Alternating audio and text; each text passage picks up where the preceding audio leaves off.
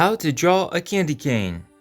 Just draw a line that's hunched over that has really bad posture. Next, draw a sad smile or frown, and then a C to connect the line there, and then bring the line down, and then draw another C or smiley face to connect the bottom. And now we're gonna add the little stripes. So it'll be one thick stripe and then 3 smaller stripes and then a thick stripe and then 3 smaller stripes. And this pattern just repeats, wrapping around the whole candy cane as it goes up, and just follow the curve here. So it wraps around.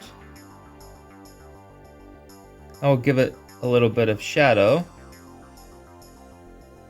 just using a kind of blue color. And to top it off, we can give it a little bit of highlights. And that's an easy way to draw a candy cane.